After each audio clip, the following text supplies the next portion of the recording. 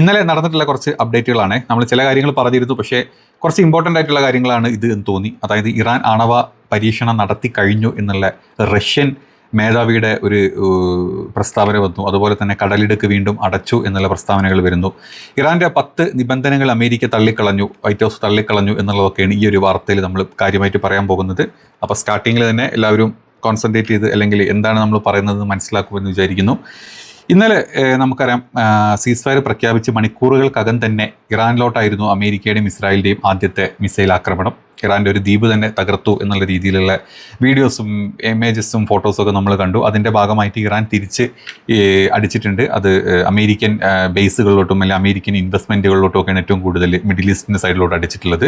അതുമാത്രമല്ല, സീസ് ഫയറിൻ്റെ ഭാഗമല്ല ഹിസ്ബുള്ള ലബനോൻ എന്ന് ഇസ്രായേൽ പറഞ്ഞതിൻ്റെ ഭാഗമായിട്ട് അവർ തിരിച്ചടിച്ചത് നമ്മൾ കണ്ടു. ഇതെല്ലാം മുൻനിർത്തി ഇന്നലെ ഇറാൻ്റെ IRGC അതുപോലെ തന്നെ ഇറാൻ്റെ വിദേശകാര്യമന്ത്രി അബ്ബാസ് അറാച്ചി ഇന്നലെ രാത്രി തന്നെ ഒരു ട്വീറ്റ് ചെയ്തിരുന്നു. നമ്മൾ ഇന്നലത്തെ വീഡിയോയിൽ അത് കാണിച്ചിട്ടുണ്ട്. അപ്പോൾ ഈ ട്വീറ്റിൽ വ്യക്തമാക്കിയിട്ടുണ്ട്, നിബന്ധനകളൊന്നും പാലിക്കാത്തത് അമേരിക്കയാണ്. ഇനി ഒരു സീസ് ഫയർ വേണമെങ്കിൽ അത് ഇസ്രായേലുമായിട്ട് നിങ്ങൾ തീരുമാനിച്ചിട്ട് ഞങ്ങളെ അറിയിച്ചാൽ മതി, അല്ലെങ്കിൽ ഞങ്ങൾ തോക്ക് പിടിച്ചിരിക്കുകയാണ്, ഏത് സമയത്തും ഞങ്ങൾ വെടിവെക്കും എന്നായിരുന്നു പറഞ്ഞിരുന്നത്. ഈ കാര്യങ്ങളൊക്കെ ഇന്നലെ നടന്നുകൊണ്ടിരിക്കുന്ന സമയത്താണ് റഷ്യയുടെ സൈഡിൽ നിന്ന് ഇത്രയും വലിയൊരു ഞെട്ടിക്കുന്ന ഒരു വാർത്ത പുറത്തോട്ട് വരുന്നത്. റഷ്യൻ സുരക്ഷാ കൗൺസിൽ ഡെപ്യൂട്ടി ചെയർമാനും മുൻ പ്രസിഡന്റുമായിട്ടുണ്ടായിരുന്ന ദിമിത്രി മെദ്വദേവ് ആണ് ഈ ഒരു പ്രസ്താവന പറഞ്ഞിട്ടുള്ളത്. ഇറാൻ അവരുടെ ആണവായുധ പരീക്ഷണം കഴിഞ്ഞു എന്നാണ് അവകാശപ്പെട്ടിട്ടുള്ളത്. അതായത് US-ഉം ഇറാനും തമ്മിലുള്ള രണ്ടാഴ്ചത്തെ വെടിനിർത്തൽ നിലനിൽക്കുന്ന സമയത്താണ്, അല്ലെങ്കിൽ ആ ഒരു പ്രഖ്യാപനം വന്നതിൻ്റെ തൊട്ട് പിന്നിലാണ് ഇത്തരത്തിലുള്ള ഒരു ആണവ ശേഷി ഇറാൻ കൈവരിച്ചു, അല്ലെങ്കിൽ അവരതിൻ്റെ പരീക്ഷണം കഴിഞ്ഞു എന്നുള്ള രീതിയിലുള്ള ഒരു പ്രസ്താവന റഷ്യയുടെ സുരക്ഷാ കൗൺസിൽ ഡെപ്യൂട്ടി ചെയർമാൻ ഇപ്പോൾ മുന്നോട്ട് വന്ന് പറഞ്ഞിട്ടുള്ളത്. മെദ്വദേവ് ഈ ഒരു പ്രസ്താവന പറയുകയും ചെയ്തു. പറഞ്ഞതിൻ്റെ തൊട്ട് പിന്നാലെ ഇറാന്റെ സ്റ്റേറ്റ് മീഡിയ മറ്റൊരു വീഡിയോ പുറത്തോട്ട് വെച്ചിട്ടുണ്ട്. ഇതായിരുന്നു ആ ഒരു വീഡിയോ.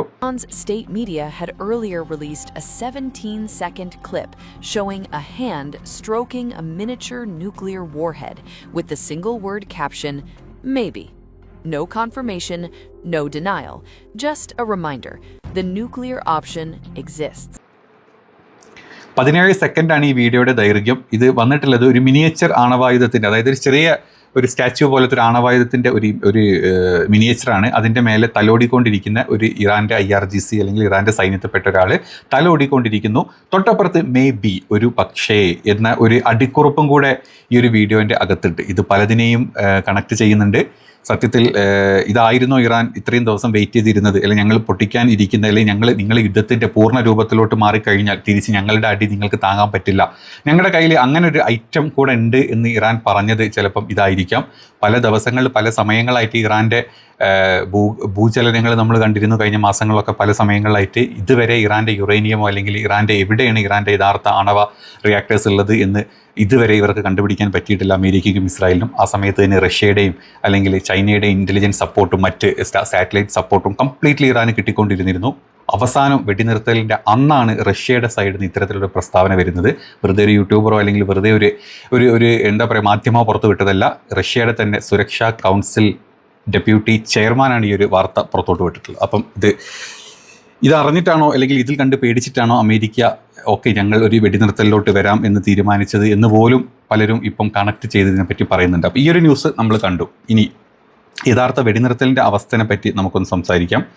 അതായത് വൈറ്റ് ഹൗസിൻ്റെ നിലപാടാണ് നമ്മൾ പറയുന്നത്. ഇറാൻ്റെ ആദ്യ 10 നിർദ്ദേശങ്ങൾ പ്രായോഗികമല്ല എന്നാണ് വൈറ്റ് ഹൗസ് പ്രതിനിധി ഇന്നലെ വന്നിട്ട് സംസാരിച്ചിട്ടുള്ളത്. വൈറ്റ് ഹൗസിലെ പ്രസ് സെക്രട്ടറി കരോളിൻ ലിവിറ്റാണ് ഈ ഒരു കാര്യം വ്യക്തമാക്കിയിട്ടുള്ളത് ഇന്നലത്തെ പ്രസ് കോൺഫറൻസിൽ. A 10-point plan that was fundamentally unserious, unacceptable, and completely discarded. It was literally thrown in the garbage by President Trump and his negotiating team.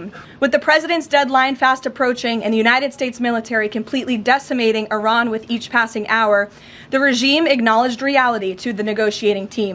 They put forward a more reasonable and entirely different and condensed plan to the president and his team. അതായത് Iran മുന്നോട്ട് വെച്ചിട്ടുള്ള 10 കാര്യങ്ങൾ അമേരിക്കക്കോ അല്ലെങ്കിൽ ട്രംപിനോ അല്ലെങ്കിൽ white ഹൗസിനോ പ്രായോഗികമായി ചെയ്യാൻ പറ്റുന്ന കാര്യമല്ല. ഇതേ കാര്യമായിരുന്നു ട്രംപ് ഇന്നലെ രാവിലെ ഇറാൻ മുന്നോട്ട് വെച്ചിട്ടുള്ള 10 കാര്യങ്ങൾ ഡിസ്കഷൻ പോയിന്റ്സ്, നമുക്ക് ഡിസ്കസ് ചെയ്യാവുന്ന പോയിന്റുകളാണ്, നമുക്ക് അംഗീകരിക്കാവുന്ന പോയിന്റുകളാണ് എന്ന് പറഞ്ഞിരുന്നത്. അപ്പോൾ തന്നെ നമുക്കറിയായിരുന്നു ആ പോയിന്റുകളൊന്നും ഒരു രീതിയിലും അമേരിക്ക അംഗീകരിക്കുക എന്നുള്ളത് വലിയൊരു ടാസ്ക്കാണ്. കാരണം എന്തിനു വേണ്ടിയിട്ടാണ് അമേരിക്ക യുദ്ധം തുടങ്ങിയെന്ന് പറഞ്ഞ എല്ലാ കാര്യങ്ങളും അതിൽ അതുപോലെ ഇറാൻ വെച്ചിട്ടുണ്ട്. അതിലൊന്നിലും അമേരിക്കയ്ക്ക് തൊടാൻ പറ്റിയിട്ടില്ല, ഇസ്രായേലിന് തൊടാൻ പറ്റിയിട്ടില്ല. അപ്പം 10-40 വർഷങ്ങളായിട്ട് ഒരു എന്താ പറയുക, ഒരു സാങ്ഷൻ ഉള്ളൊരു രാജ്യത്തിന് എല്ലാം വിട്ടുകൊടുക്കുന്ന രീതിയിൽ ഏതായാലും അമേരിക്ക പോകില്ല. പക്ഷേ ഈ ഒരു യുദ്ധം ഒരു സീസ്ഫയറിന് വേണ്ടിയിട്ട് വെറുതെ ട്രംപ് കളിച്ചൊരു കളിയാണോ എന്ന് വരെ തോന്നിപ്പോവും. 2-3 ദിവസമെങ്കിലും സീസ്ഫയർ കിട്ടിക്കഴിഞ്ഞാൽ അത്രയും സമയം കൊണ്ട് ഇസ്രായേലിലെയും അല്ലെങ്കിൽ അമേരിക്കയുടെ യുദ്ധ ബേസുകളിലോട്ടും മാക്സിമം ആയുധങ്ങൾ നിറയ്ക്കാനുള്ള ഒരു അടവ് മാത്രമായിരിക്കാം എന്ന് വരെ നമുക്ക് ചിന്തിക്കേണ്ടി വരുന്നു. ഏതാണെങ്കിലും ഈ 10 നിർദ്ദേശങ്ങൾ തള്ളിക്കളയേണ്ടത്, അതിന് പകരം ഇറാന് പിന്നീട് ഞങ്ങൾ കുറച്ച് കാര്യങ്ങൾ സമർപ്പിച്ചിട്ടുണ്ട്. അങ്ങനെ ഒരു 15 അംഗ നിർദ്ദേശങ്ങൾ കൂട്ടിച്ചേർത്തിട്ടുണ്ട്. അത് ഇറാൻ ഞങ്ങൾ കൈമാറിയിട്ടുണ്ട്. അതാണ് ഞങ്ങൾ ചർച്ച ചെയ്യാൻ പോകുന്നത് എന്നുള്ളൊരു വാക്കുകൂടെ പറയുന്നുണ്ട്. ഇതിൽ മറ്റ് ഒരു കണക്ഷൻ നമ്മൾ നോക്കിക്കഴിഞ്ഞാൽ, അതായത് ഇറാൻ പറഞ്ഞ 10 കാര്യങ്ങൾ ഞാൻ സമ്മതിച്ചു എന്ന് ട്രംപ് പറഞ്ഞപ്പം ലോക രാജ്യങ്ങളിൽ ലോകത്തെ സകല ആളുകളും ട്രംപിൻ്റെ തോൽവിനെ പറ്റി സംസാരിച്ചു. അപ്പം അതൊന്ന് കൺവേർട്ട് ചെയ്തിട്ട്, അല്ലെങ്കിൽ ആ പറഞ്ഞ കാര്യങ്ങൾ തന്നെ ഇറാൻ പറഞ്ഞതല്ല, ഞാൻ അതിന് പകരം 15 എണ്ണം അങ്ങോട്ട് പറഞ്ഞിട്ടുണ്ട്. അതുകൊണ്ട് അത് നമുക്ക് ഡിസ്കസ് ചെയ്യാം. ചിലപ്പോൾ ആ 10 കാര്യങ്ങൾ ഇറാൻ പറഞ്ഞ കാര്യങ്ങളാണോ എന്നുള്ളത് വരെ നമ്മൾ ചിന്തിക്കേണ്ടിയിരിക്കുന്നു. ആ ഡിസ്കഷൻ പോയിന്റ്സ് എന്താണെന്നുള്ളത് നമ്മൾ ഈ വരുന്ന ദിവസങ്ങളിൽ നാളത്തോടു കൂടി നമുക്ക് അറിയാൻ പറ്റും. ഏതാണെങ്കിലും ആ രീതിയിലും ആളുകൾ ഇതിനെ സംസാരിക്കുന്നുണ്ട്. അങ്ങനെ ആയിരിക്കാം ട്രംപിന് തോൽവി സമ്മതിച്ചു തരാൻ ബുദ്ധിമുട്ടുള്ളത് കൊണ്ട് ഇറാൻ കൊടുത്ത അല്ലെങ്കിൽ 10 അംഗ സംഭവങ്ങൾ ഇങ്ങനെ എടുത്തിട്ട് വേറെ പേപ്പറിലോട്ട് എഴുതിയിട്ട് അതിൻ്റെ ഇടയിൽ 5 എണ്ണം കൂടെ എഴുതി കൂട്ടിയിട്ട് നിങ്ങൾ പറഞ്ഞതല്ല, ഞാൻ തന്ന പേപ്പർ ചെയ്താൽ മതി എന്ന് പറഞ്ഞതാണോ എന്നും നമുക്ക് ചിന്തിക്കാവുന്ന ഒരു കാര്യമാണ് ഇതിൽ. അപ്പം ഇതിൽ പറഞ്ഞിട്ടുള്ള മറ്റു കാര്യങ്ങൾ, ഇറാൻ്റെ ആണവ ആയുധ സമ്പുഷ്ടീകരണ പരിപാടികൾ അവസാനിപ്പിക്കണമെന്ന കാര്യത്തിൽ US യാതൊരു വിട്ടുവീഴ്ചയ്ക്കും തയ്യാറല്ല എന്നും കൂടുതൽ കൂട്ടിച്ചേർത്തിയിട്ടുണ്ട്. അതുപോലെ ലെബനിലെ വെടിനിർത്തൽ അത് ഈ കരാറിൻ്റെ ഭാഗമല്ല. ലെബനിലെ വെടിനിർത്തൽ ഉൾപ്പെടുത്തിയിട്ടില്ല എന്ന് വൈറ്റ് ഹൗസ് ആവർത്തിക്കുന്നു. ലെബനിൽ ഹിസ്ബുള്ളക്കെതിരായിട്ടുള്ള ഇസ്രായേലി ആക്രമണം ഒരു പ്രത്യേക തർക്കമാണെന്നും അത് അവർ തമ്മിൽ തർക്കം തീർക്കണം എന്നുമാണ് വൈറ്റ് ഹൗസിൽ നിന്ന് വന്നിട്ടുള്ള മറ്റൊരു ഇത്. ഏതാണെങ്കിലും ഇറാൻ ഇതൊന്നും അംഗീകരിച്ചിട്ടില്ല. ഇറാൻ പറഞ്ഞത്, ഞങ്ങളെ മാത്രം യുദ്ധത്തിൽ നിന്ന് ഒഴിവാക്കുക എന്നുള്ളതല്ല. ഞങ്ങളുടെ പേരും പറഞ്ഞ് നിങ്ങളടിക്കുന്ന ഹിസ്ബുള്ള, ഹൂത്തികൾ, ഗസ യുദ്ധം, ഈ പറഞ്ഞ എല്ലാ ഭാഗങ്ങളും നിങ്ങൾ ഒഴിവാക്കി തന്നേ പറ്റൂ. ഇവിടെയൊക്കെയുള്ള മനുഷ്യന്മാർക്ക് ഒരു ജീവിതം വേണം. നിങ്ങളെപ്പോലെ 2 ചെകുത്താൻ രാജ്യങ്ങളുടെ ഇടയിൽ പെട്ടിട്ട് മറ്റു കുറേ പാവങ്ങൾ മരിക്കാൻ പാടില്ല എന്നായിരുന്നു ഇറാൻ്റെ സൈഡിൽ നിന്ന് വ്യക്തമായിട്ടുള്ള കാര്യം. അതുകൊണ്ട് തന്നെ ഇറാൻ്റെ പ്രസിഡൻറ്റും ഇറാൻ്റെ വിദേശകാര്യ മന്ത്രിയും ഇറാൻ്റെ IRGC ഒക്കെ വ്യക്തമായിട്ട് പറഞ്ഞിട്ടുണ്ട്, നിങ്ങൾ പറഞ്ഞ കാര്യങ്ങൾ അംഗീകരിക്കുകയാണെങ്കിൽ നമുക്ക് സീസ്ഫയറായിട്ട് മുന്നോട്ട് പോകാം, അതല്ലെങ്കിൽ വീണ്ടും യുദ്ധം ചെയ്യാൻ ഞങ്ങൾ റെഡിയാണ് എന്നാണ് ഇറാൻ്റെ സൈഡിൽ നിന്നുള്ള പ്രസ്താവന ഇതിൻ്റെ ഇടയിൽ വന്നിട്ടുള്ളത്. ഇതിൻ്റെ ഭാഗമായിട്ട് തന്നെ നിങ്ങൾ ഈ കണ്ടൊരു ഇമേജ് നിങ്ങൾക്ക് കണ്ടു കഴിഞ്ഞാൽ മനസ്സിലാവും. ഇന്നലെ ഒരു ഓയിൽ ടാങ്കർ ഒരു oil tanker straight of Hormuz cross ചെയ്യാനുള്ള അറ്റംപ്റ്റിൻ്റെ ഗ്രാഫിക്കൽ ഇതാണ് നമ്മൾ കാണുന്നത്. ഗ്രാഫിക്കൽ അതിൻ്റെ ഒരു സാറ്റലൈറ്റ് ഇമേജ്, ക്രോസിംഗ് ഇമേജിൻ്റെ ഇതാണ് കണ്ടത്.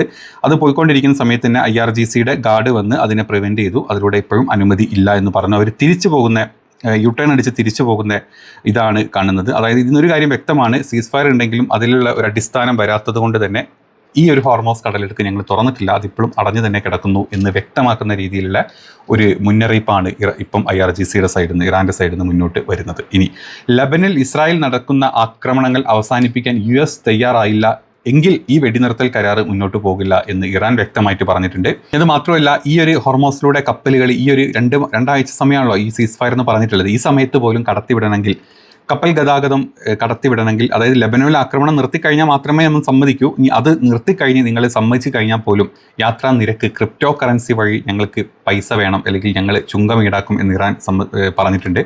അതായത് വെടിനിർത്തൽ കാലയളവിൽ കടലിടുക്കിലൂടെ കടന്നു പോകുന്ന കപ്പലുകളിൽ നിന്നും ഓരോ ബാരൽ എണ്ണയ്ക്ക് $1 വീതം ഇറാൻ ആവശ്യപ്പെട്ടിട്ടുണ്ട്. ഈ തുക ക്രിപ്റ്റോ കറൻസി വഴി നൽകാമെന്നാണ് റിപ്പോർട്ടുകൾ ഇപ്പം പറഞ്ഞിട്ടുള്ളത്.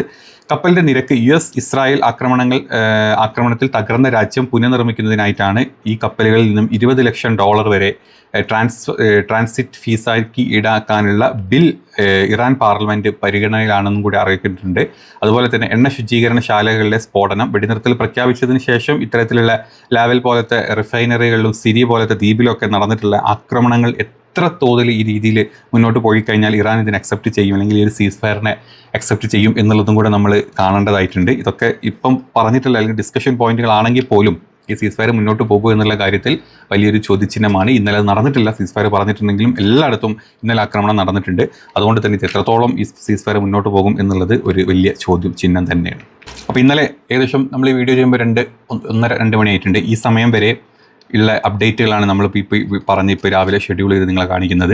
ഇനി അതിനുശേഷം വന്നിട്ടുള്ള മറ്റ് സംഭവ വികാസങ്ങൾ എന്തൊക്കെയെന്ന് നോക്കിയിട്ട് നമ്മൾ അടുത്തൊരു വീഡിയോയിൽ അപ്ഡേറ്റ് ആയിട്ട് നമ്മൾ പറയുന്നതായിരിക്കും. അപ്പോൾ ഇന്ന് വോട്ട് ചെയ്യുന്ന ദിവസമാണ്. വോട്ട് ചെയ്യാൻ എല്ലാവരും വോട്ട് ചെയ്യാൻ റെഡി ആയിരിക്കുകയാണ്.